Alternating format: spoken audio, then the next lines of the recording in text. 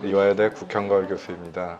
건축을 공부하는 학생들도 이전의 컨벤셔널한 건축의 프로세스, 그러니까 건축의 또 이론이나 물론 그런 것들에 대한 공부도 분명 중요하고 필요한데 거기서 멈추지 말고 새로운 도전이나 이런 것들도 열심히 시도를 했으면 좋겠고, 근데 그러려면은 이제 항상 학생들을 보면서 해주고 싶은 말이나 이런 것들은 그런 면이 있는 것 같아요. 또 아는 만큼 보이기도 한다는 얘기들을 있잖아요.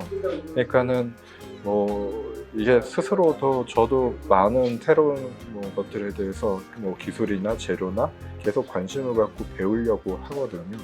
그러니까 그런 것들도 본인이 많은 어떤 스터디나 계속 관심을 갖고 건축만이 아니라 건축과 관련된 여러 산업들에, 그리고 다양한 재료든 기술이든 산업에 관심을 갖고 계속 지켜보면서 건축가로서도 유연하게 대처할 수 있다면 학생들도 더 발전적이고 새로운 건축을 할 수도 있고, 건축에서 우리가 필요한 거는 물론 창의력도 중요하고 코딩을 하는 프로그램적인 그런 논리력도 중요할 수 있는데 제일 중요한 거는 제 생각에는 어떤 응용력인 것 같아요. 문제 해결력과 응용력. 건축에서 많은 과정들이 창의력이 필요한 과정은 그렇게 많지는 않아요. 다른 분야처럼 막 건축이 며칠 만에 뭐가 프로덕이 바로바로 나와야 되는 창의적인 광고나 그렇게 순발력 있는 분야는 아니에요. 물론 이제 초기 단계의 어떤 창의성이나 이런 것들이 필요한 부분들은 있겠지만 그 창의력 같은 것보다도 대단한 어떤 수학적인 능력 이런 것보다도 주어진 문제를 해결하고 그 다음 또 주어진 문제를 해결할 수 있는 그런 적극적인 마인드, 그리고 그거를 해결할 수 있는 문제 해결력, 그리고 아까 말씀드린 어떤 툴이 있고 아니면 어떤 요소가 있을 때 얘를 응용해서 이렇게 쓸 수 있는 그런 어떤 응용력. 그래서 보면은 건축들이 아예 세상에 없는 건축물은 없어요. 그리고 세상에 없는 형태도 없어요. 세상에 없는 지오메트리도 없어요. 단지 뭐냐면 그거를 어떠한 상황에 맞춰서 그걸 어떻게 변형을 하고 응용을 해서 그 상황에 제일 최적화된 솔루션을 만들어내는 거잖아요. 그게 흔히 건축과 학생들이 이제 창의력이 나는 부족해요, 아니면은 예술적인 그림을 잘 못 그려요 이러는데, 저는 그런 것보다도 그런 것들이 문제 해결이나 응용력 같은 것들이 더 중요한 요소라고 생각을 해요. 2009년도쯤에 글래스호퍼가 처음 나왔을 때 그거를 우연한 기회에 접하게 됐었어요. 그래서 나도 그때 대학원 학생이었으니까는 이제 학교 프로젝트로 그거를 여러 가지 방식으로 조금 몰입을 해서 하다 보니까 좀 그걸로 일종의 프로젝트를 요즘에 학생들 많이 하듯이 그걸로 이제 프로젝트를 전체를 완성하는 어떤 프로젝트를 했었죠. 그러고서 미국에서 이제 취업을 해서 일반적인 어떻게 보면 건축 설계사무소에서 건축가 밑에서 어떤 실무를 하면서 이제 어떻게 보면은 실무를 하면서 이제 딱 글래스호퍼나 라이노를 직접적으로 바로 쓰거나 이런 건 아닌데 사무실에서 풀리지 않는 지오메트리나 이럴 때 그런 것들이 이제 유용하게 계속 보여주기도 하고 사무실에서 그런 것들을 인정을 해주면서 그래서도 실무에서도 쓰게 됐었죠. 근데 그러면서 그 당시에 이제 2009년도 그때쯤부터 제가 라이브 컴포넌트라는 블로그를 열었어요. 그게 이제 당시에는 조금 생소했었던 글래스호퍼도 활용해서 만드는 지오메트리들에 대한 어떻게 보면 그때 어떤 튜토리얼이나 이런 거는 단순 명령어들에 대한 튜토리얼이었는데 건축을 전공한 입장에서 건축적인 지오메트리를 어떻게 글래스호퍼를 어떻게 풀어내느냐, 그래서 그런 것들을 약간 프로토타입화 해가지고 요즘에는 그런 거 디지트라든지 이런 방송들도 많이 나오는데, 근데 그 당시에는 이제 전무한 상황에서 블로그 방식을 통해서 그거를 이제 하나 둘씩 업로드를 해가면서 되게 굉장히 꽤 많은 의외로 꽤 많은 호응이 있었어요. 그 외국에서 워크숍도 뉴욕에서 할 기획을 얻었었고, 그런 지금 그 초창기, 그래서서 초창기에 그런 거에 많이 온라인 활동들을 했었죠. 그러면서 그게 이제 설계 실무를 하면서 여전히 그거를 계속 실무에 적용도 해보고, 당시에 이제 설계사무소에도 구조물이나 건물의 지오메트리나 이런 것들도 제가 그런 그래스호퍼나 이거를 그쪽 그 사무실에 있을 때도 직접적으로 많이 적용하는, 프랙티스에 직접 적용하는 것들을 많이 시도를 했었고요.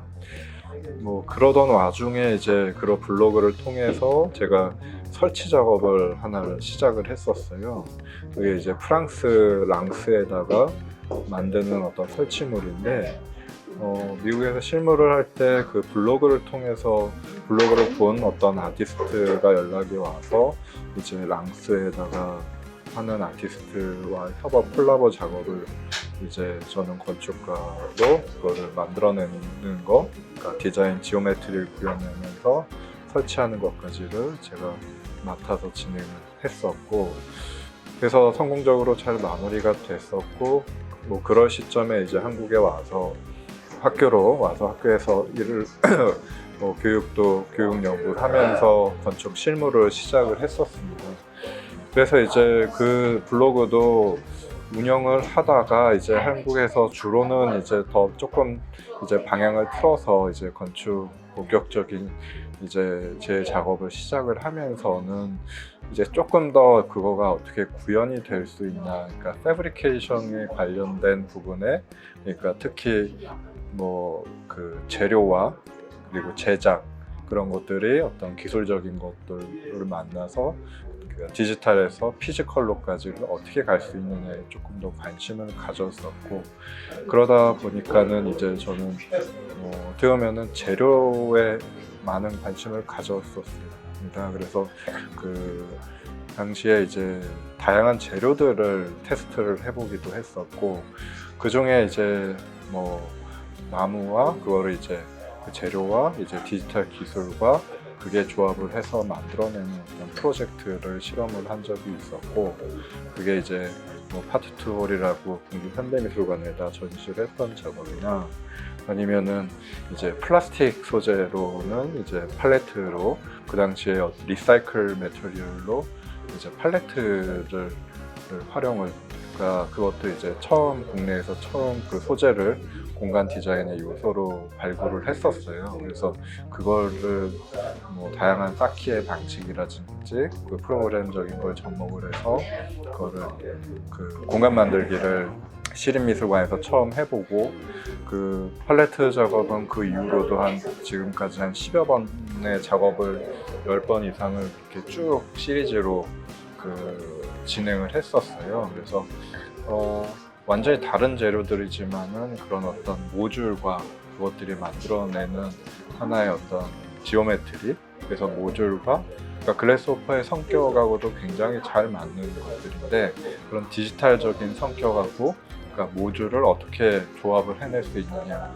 근데 그게 또 각각의 다른 재료를 만나는 거에 따라서 그걸 엮어지고 구축해가는 방식이 달라지는 거고, 그거를 이제 디테일로 풀어가는 방식이 달라지기 때문에 그런 것들을 이제 각각 다른 재료로 적용해서 해보다가 스틸을 만나다 보니까는 태양광 모듈로 그거를 이제 그 스트럭처랑 결합을 해서 어떤 태양광 조형물 쉼터를 만든다든지, 거기서 더 나아가서 어떤 태양광 인면 모듈로 해서 스틸 파사드를 디자인을 한다든지, 이런 식으로 각각 또 다른 재료를 만나서 그 재료의 특성을 발견하고 그 특성에 맞춰서 디테일을 만들고, 그걸 이제 그 모듈들의 조합으로 전체적인 디자인을 해가는 그런 일들을 계속 여러 경로를 통해서 접하게 됐었고요. 그래서 보면은 그동안 쭉 그 해왔던 것들이 어떤 소프트웨어적인 것부터 시작을 해서 그리고 그걸 지오메트리로 다양한 스터디나 그런 아카이빙을 해가고 그런 연구들을 해가다가 그게 이제 그런 어떤 현장을 만나서 이것들이 어떻게 달라지느냐 저도 배워가면서 그것들에 적응해가면서 새로운 걸 만들어내는 그러한 과정들을 겪어왔다고 볼 수 있습니다. 그래서 그런 것 같아요. 건축이 지금까지도 어떻게 보면 저도 완성되어 있는 그게 아니라 계속 어떤 새로운 재료, 새로운 기술, 제작 방식 이런 것들을 만날 때마다 계속 그 챌린지를 해가는 거거든요. 그래서 하나에 멈춰져 있지 않고 계속 이걸 변화해 가면서 왜냐하면 계속 기술적인 소프트웨어도 그렇지만 하드웨어도 최근 한 10년, 20년 사이에 계속 바뀌고 있습니다. 그래서 그 바뀌는 거에 따라서 계속 건축가도 계속 새로운 걸 대응을 해야 되고 그거에 맞춰서 계속 도전을 해야 되고 그래야지 새로운 거를 만들어낼 수 있는 세상이라고 봅니다.